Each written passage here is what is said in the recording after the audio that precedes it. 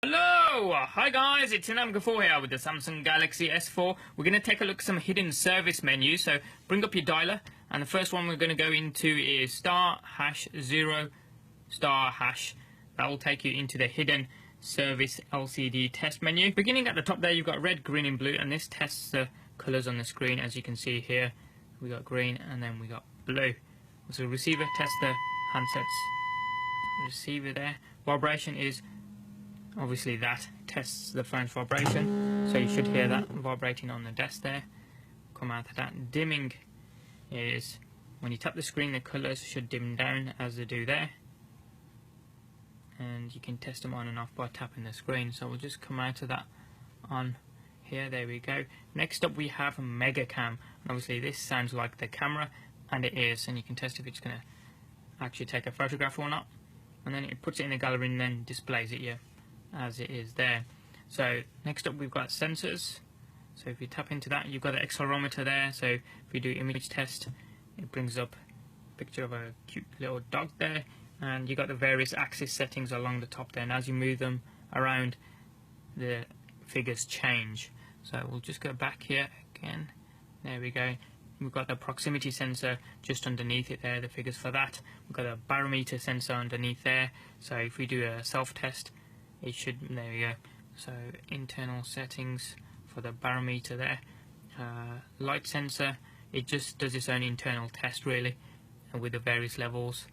It's done the level 1, it's currently on the level 2 and level 3 as we can see there. So we'll go back. Underneath the light sensor, you've got the gyroscope section here, so we'll do a self-test, and that's got internal tests that it goes through and just displays a pass or a fail really. So that one's passed, we'll go back. And underneath there you've got the magnetic sensor, so we'll do another self-test. Again, it gives you the results of the various axes that it has and whether or not it's passed or failed.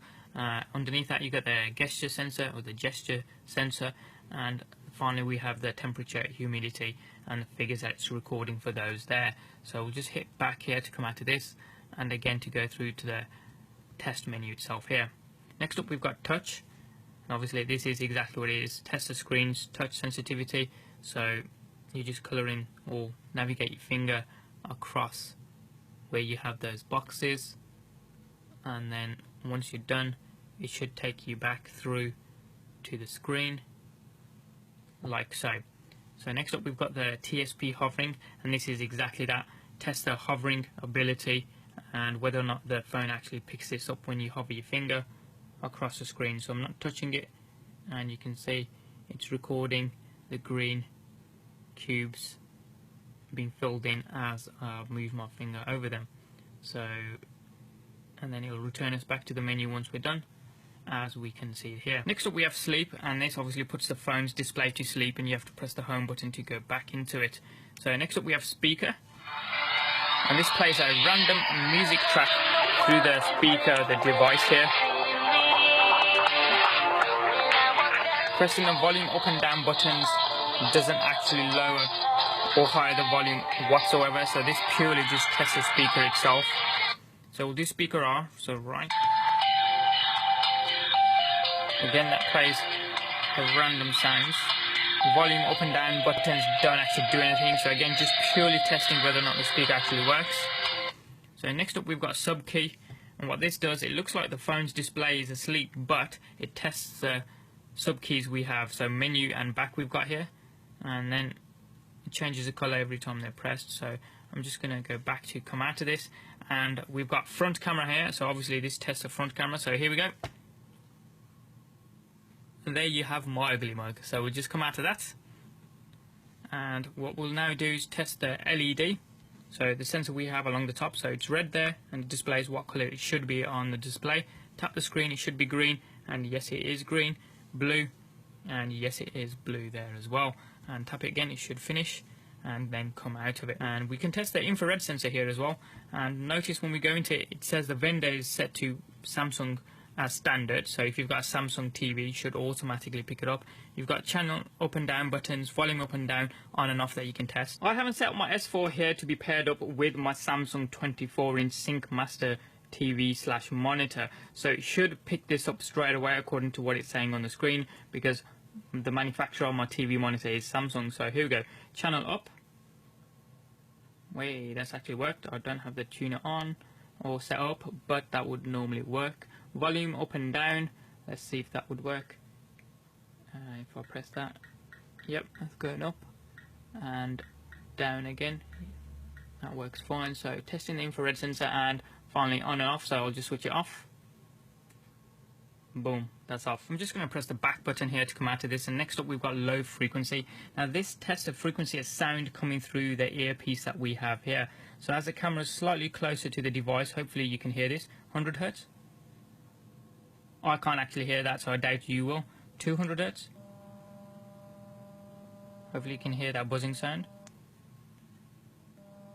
300 Hz. I can definitely hear that, so hopefully the camera will be picking up on that as well. So that's the frequency of sound coming through the earpiece there. We've got a barcode emulator test here, and it does exactly what it says on the tin, to be fair. So just to show you what you have inside of it. And the final one that we're going to look at here is sensor hub test. So if I tap on that, screen looks as if it's gone to sleep. I'm just going to shake it really, and then what should happen is the screen should then turn on as it does there.